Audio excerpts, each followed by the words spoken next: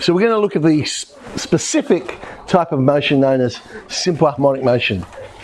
And it's called simple because the motion itself is very, very simple motion.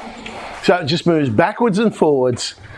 So at any point, its acceleration is directly proportional to its distance from some fixed point. Right? So acceleration is proportional to displacement. So therefore, the acceleration must be equal to some constant times displacement. But in order for this to work, that constant needs to be a negative number. So instead of writing it as k, we'll write it as minus n squared. And that forces the constant to be negative. That's simple harmonic motion. Acceleration is minus n squared x. So if they ask us to prove something's in simple harmonic motion, that's what we need to show, that it obeys that rule. Okay, let's find some formulas. Acceleration is in terms of displacement. So I'll write it as v to v dx, split it up. Now, the initial conditions that you can't immediately see, but if our particle is going backwards and forwards between 2 points, then it will stop when it's out at its end point, which we'll call A for amplitude. Okay, so when x is A, v is 0. So we'll integrate that. Now, you'll notice here, I didn't get a half v squared. Well, I did, because on the right-hand side, I should get a half x squared. So all I did was, not worry about writing half on both sides. So technically, when I integrated, I got a half v squared was equal to a half x squared, and I've cancelled that out.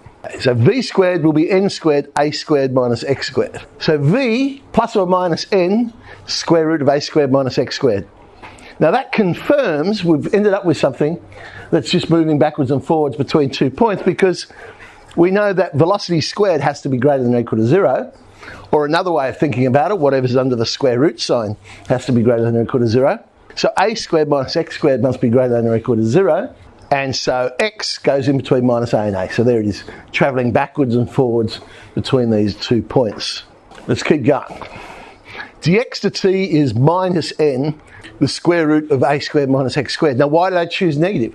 Got to satisfy the initial conditions. But the initial conditions was when x equals a, velocity was 0.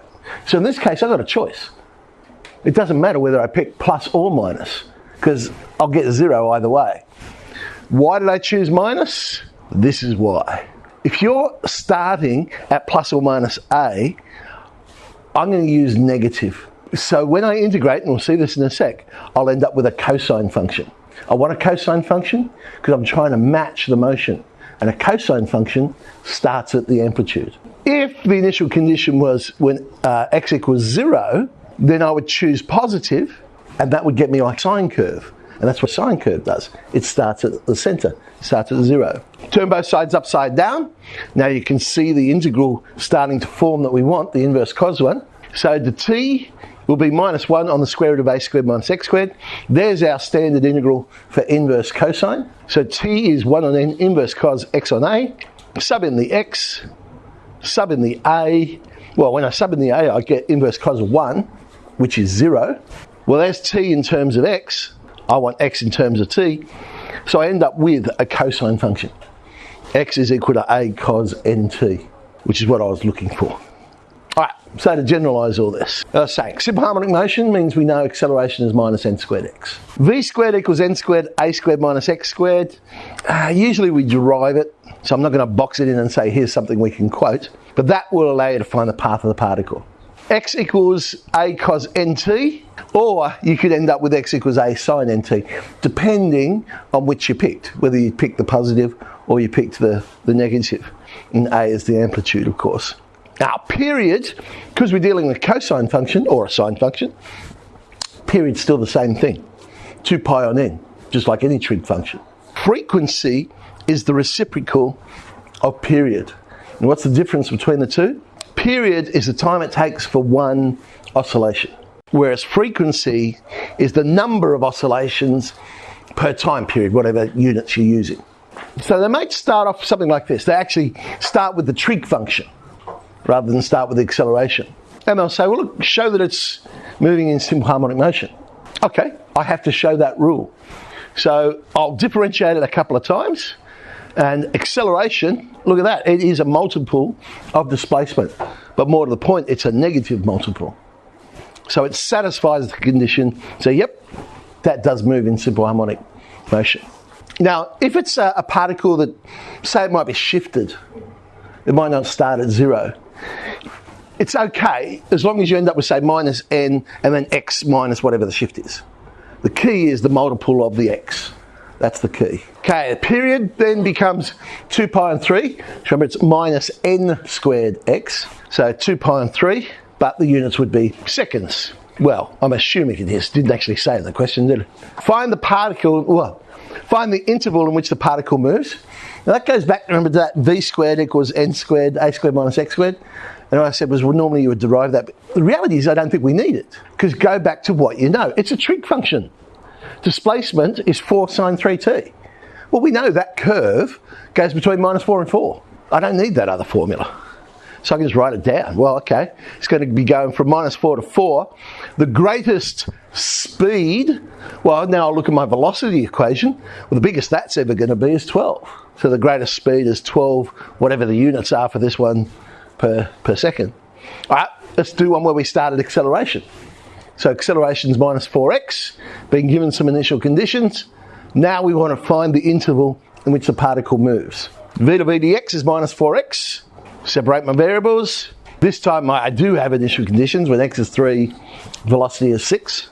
Okay, so integrate, substitute in, and there's my formula. V squared is minus 4x squared plus 72. That's got to be greater than or equal to 0. I end up with x travelling in between minus 3 root 2 and 3 root 2. Oh, greatest acceleration, subbing in, I get minus 12 root 2. So the greatest acceleration is 12 root 2. HSC question. The particle is moving, well, lovely equation. This is what I was talking about, where it's going to have some sort of shift happening here. So in this case, you're going to prove minus n squared, x minus the constant. Personally, that's 6 cos 2t. I'm going to rewrite it as one trig function. So there's my triangle. Hypotenuse is 10. I'll write it as 10 sine 2t plus alpha. Alpha is the inverse tan or 3/4. So I now know x is 5 plus 10. I just find it easier to work with that because now I can visualize it. Oh, okay, I've got this sine curve. It's been shifted around a bit, but I can see the backwards and forwards of the sine curve. Differentiate it twice, and yep, we do get minus 4x minus 5. Now, there's nothing stopping you differentiating the x they gave you and doing that 2 times. It would still work. But I know I'm going to have to end up changing this to one trig function to solve the next parts. So when is the displacement 0 for the first time? I just think that's an easier thing to solve. So sine 2t plus alpha is negative 1/2. I'll get 7 pi on 12 minus alpha on 2. Alpha was, what was it again? Inverse tan of 3/4, I think it was. So make sure you calculate it in radians. We get 1.5 seconds. Now, when we're dealing with simple harmonic motion, so we're travelling between 2 points. Out of the amplitudes, the velocity has to be 0 because that's when it stops and goes back. That is where acceleration will be a maximum. At the centre, velocity will be the maximum and acceleration will be 0. So we've got 6b and 6c.